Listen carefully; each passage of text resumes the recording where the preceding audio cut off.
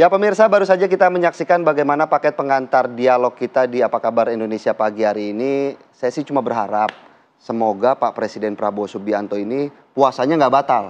Karena beliau marah-marah terkait minyak kita. Ini kan karena kan memang hajat orang banyak begitu. Betul. Ya. Memang sungguh sangat pantas ketika Presiden Prabowo Subianto ini marah-marah jangan sampai rakyat dikorbankan. Betul. Jadi kita akan bahas pada pagi hari ini. Sudah ada siapa aja nih Andi Kumala di studio? Iya, sudah hadir bersama kami di studio Pak Sahat Sinaga, Direktur Eksekutif Gimni. Selamat pagi Pak Sahat. Selamat pagi Pak Sahat.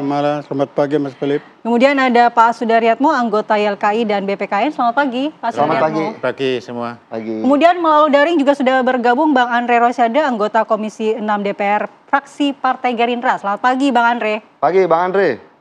Ya, selamat pagi Philip, Mala, Pak Sahat dan Pak Sudaryatmo. Ya Bang Andre, kita ingin tahu kemarin kan DPR RI sudah melakukan sidak ke pasar. Apa hasil temuan yang didapati oleh DPR dan bagaimana kesimpulan terkait dengan peredaran minyak kita ini di lapangan? Ya, kemarin memang Komisi 6 DPR RI bersama pimpinan DPR, Pak Sufmi Dasko melakukan sidak ke lapangan.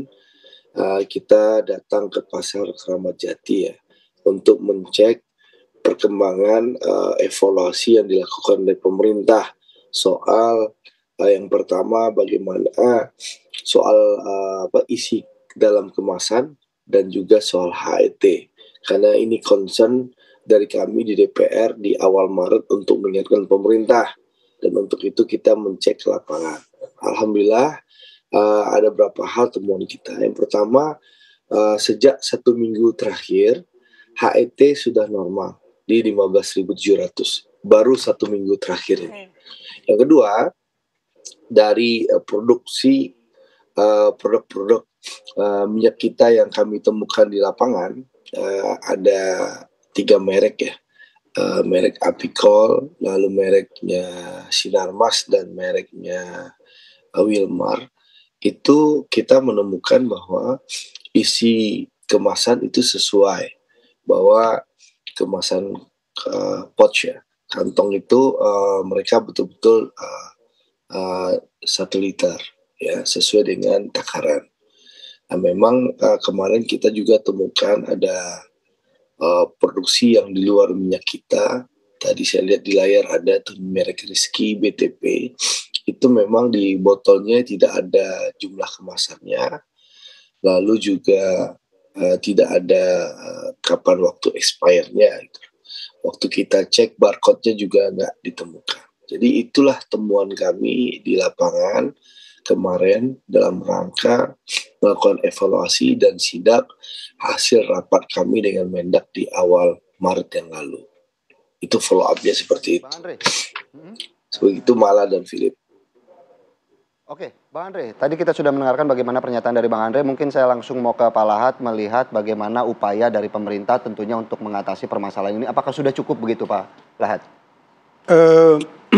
Saya melihat ya, tadi ada gambaran begitu besarnya 89.000 botol ditemukan. Betul. Volume di bawah 1 liter. 1 liter. Dan menggunakan minyak kita lagi, brandnya minyak kita itu kan. Jadi pertama itu brand itu milik pemerintah. Ya. Ini kan sudah merusak image ini kepada masyarakat. Sehingga bisa kejadian kalau sudah kita di branding, di marketing, kalau brandnya sudah demikian orang udah antipati. Wah, ini merusak segala macam tatanan. Jadi saya kira ya, pemerintah segera menindak pelaku-pelaku usaha yang menjual dengan branding itu di bawah volume seharusnya, itu sudah wajar itu pidana lah. Ya. Kedua, saya lihat bagaimana mungkin satu perusahaan, dan saya lihat itu gedungnya juga besar. Biasanya di satu perusahaan itu ada yang namanya divisi quality control. Ya. Dan tidak boleh barang keluar kalau tidak sesuai dengan spek. Ya, lah ini kok bisa keluar, ini ada apa? Berarti Pak Sahat mau mengatakan bahwa ada oknum yang sengaja membiarkan hal ini terjadi? Kelihatannya dari kenyataan yang lapangan itu ada, dan jumlahnya bukan sedikit. 89.900. Itu bukan jumlah sedikit itu. Karena mesin itu speednya ya, yang saya tahu antara 5 sampai 12. Jadi kalau hampir 90.000 botol dibagi 12 menit, berapa puluh jam dia berproduksi itu udah enggak. Tapi kan kalau menggunakan mesin juga terlihat cukup canggih, Pak Lahat. Oh, itu bisa di-set. Oke. Mesin. Kalau udah 1 liter ya 1 liter. Oke. Berarti mereka ngeset di bawah 1 liter. Ya udah jalan aja. Tapi apakah kemudian pabrik seperti minyak kita ini cukup wajar menggunakan mesin-mesin yang bermesin dan gitu ya? cukup canggih begitu? Jangan lupa. Jadi begini, sedikit kalau saya bisa sejarah ya. Pemerintah sudah mengharapkan minyak goreng itu selalu dalam kemasan. Dengan analisa apa? Kalau dia minyak curah, tidak jelas sumbernya dari mana. Ya. Apakah sudah daur ulang? Kalau sudah daur ulang dipakai kembali, akibatnya penyakit kita itu banyak. BPJS kita kosnya makin tinggi. Ya. Maka pemerintah mulai tahun 2025 ini tidak ada lagi minyak curah yang dikasih subsidi, yang harga rendah. Betul. Ya, itu hanya minyak kita. Kenapa hanya minyak kita? Supaya di accountingnya dalam laporan tahunannya nggak ada lagi pertanyaan dari misalnya pajak. Wah, ini harga gimana bisa rendah? Seolah-olah menurunkan pajak kan itu. Jadi memang kompleks ini.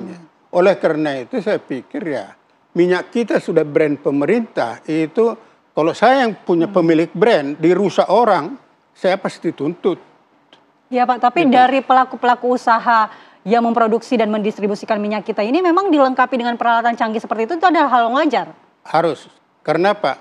Mereka dapat izin menggunakan merek minyak kita. Itu harus dapat izin dari pemerintah itu. Mereka dapat BP POM. Mereka dapat SNI. Itu sudah lengkap. Ya. Kalau mereka menyalahi di bawah itu sudah kriminal, pidana. Nah, usahanya bagaimana? Jadi begini, waktu tadi saya lanjutkan itu, produsen ini masih belum yakin apakah benar pemerintah akan konsisten menggunakan packing, ya kan? Jadi investasi minyak mesin itu relatif terjaga. Nah, di luar sudah ada UKM membuat jumlahnya kalau saya nggak salah 311 unit packing, harusnya itu sudah bisa. Nah, jadi salah satu yang berlaku ini di lapangan itu adalah yang sudah memiliki merek kita dan punya packing. Nah, minyaknya dari mana kita juga nggak tahu. Karena kalau ini kan ada DMO, Ya, betul. harga tertentu. Ya. Nah, dia pasti bukan beli dari DMO. Dia pasti beli harga pasar tuh, yang harga curah. Ya. Nah, kemudian dia repack, kan 20%, 25%, 25% margin dari 14.000 misalnya, itu udah 2.800-an. Itu udah cukup, biaya kos, biaya packing, dan lain-lain, dan dia udah punya margin untung juga. Pak Lahat, dari gonjang-ganjing minyak kita ini, kemudian muncul dorongan untuk mengganti minyak kita diganti BLT aja begitu ke masyarakat. Itu sebenarnya latar belakang usulan itu dari mana, Pak? Begini, saya udah ngalamin ini mulai dari tahun 2000. Ya, jadi udah 25 tahun saya lihat gini. Yang terjadi adalah selama ada distorsi harga di pasar, market price dengan special price, dewa pun tidak akan bisa ngatasin ini. Oleh karena itu sudah kita sepakat udah harga sama ratakan saja kepada masyarakat-masyarakat yang berpenghasilan rendah, itu diberikan dengan BLT, tidak dengan membuat harga di pasar berbeda. Gitu. Tapi kan kalau dengan perbedaan harga itu kan tentunya kan membuat roda persaingan juga berjalan. Betul. Begitu. Sangat. Pak Lahat. Ya. Ya mungkin dari YLKI juga Pak Sudaryatmo bisa menanggapi bagaimana kemudian upaya-upaya dari pemerintah juga saat ini untuk melindungi konsumen begitu ya. Kenapa? Setuju nggak kalau diganti Setuju nggak BLT, Pak? begitu? Ya, jadi begini ya, kalau dari konsumen kan sederhana ya, dalam konteks ke minyak goreng itu ya.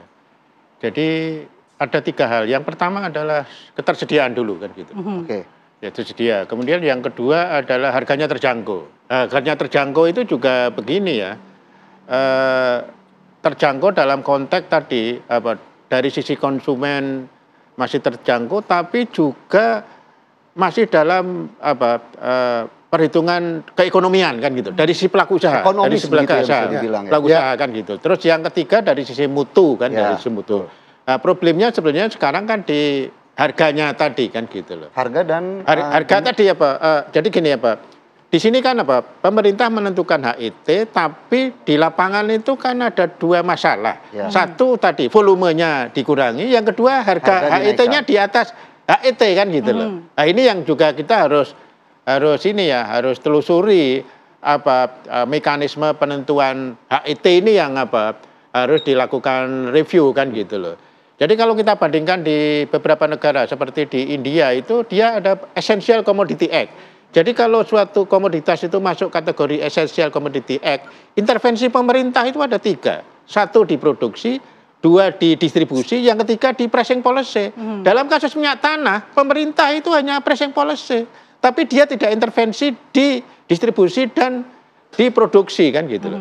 Jadi dalam konteks minyak tanah itu kan pemerintah itu intervensi di pricing policy, tapi komoditasnya itu ada di swasta, bukan di pemerintah. Ini yang harus ini yang salah satu masalah yang harus diurai. Jadi akan efektif pemerintah menentukan HIT kalau pada saat yang sama pemerintah itu intervensi di produksi, dia pegang komoditasnya gitu loh. Kalau menurut Pak Sudaryatmo ini miss-nya di mana nih sampai konsumen akhirnya menerima minyak kita yang tidak sesuai takaran, kemudian juga minyak kita yang dipalsukan? Apakah dari pengawasan pemerintah yang tidak ketat optimal begitu? bisa dibilang. Ya sebenarnya kan kalau kita bicara pengawasan itu kan ada 3 layer ya. Yang pertama dari sisi pelaku usaha, tadi sudah disebutkan Pak Sahat. Jadi setiap pabrikan itu dia punya yang namanya pre-market control gitu loh. Jadi ketentuannya gimana? Dia itu akan berusaha memenuhi ketentuan tadi, standar, ukuran macam-macam, dan dia ada arsipnya. Setiap norbit itu ada arsipnya. Sehingga ketika di lapangan itu ada penyimpangan, dia akan cek di arsipnya. Arsipnya itu volume 1 liter itu sama dengan 1 liter enggak? Kalau volumenya 1 liter sama dengan 1 liter, berarti bukan dari pabrikannya, tapi di jalur distribusinya kan gitu. Yang kedua adalah pengawasan dari sisi pemerintah. Pemerintah itu melakukan regular inspection. Dia bikin aturan dan dia ngecek di lapangan apakah produk ini sesuai dengan aturannya atau tidak gitu. Termasuk volume tadi. Baru yang ketiga itu pengawasan dari sisi masyarakat, termasuk lembaga konsumen. Ini mungkin juga kritik bagi lembaga konsumen juga. Kenapa tidak bisa mendeteksi penyimpangan seperti itu? Mestinya lembaga konsumen juga bisa melakukan regular inspection gitu loh. Mengecek apakah suatu produk itu ada kesesuaian antara volume takaran antara di label dengan yang di kenyataannya, di faktanya gitu. Baik, terima kasih Pak Sudaryatmo. Nanti kita akan juga ke Bang Andre bagaimana menanggapi permintaan dari ataupun masukan begitu ya dari YLKI bahwa sebagai pembuat kebijakan harusnya juga ikut terus mengawasi bagaimana peredaran minyak kita di lapangan. Sesaat lagi tetaplah di Apa Kabar Indonesia Pagi.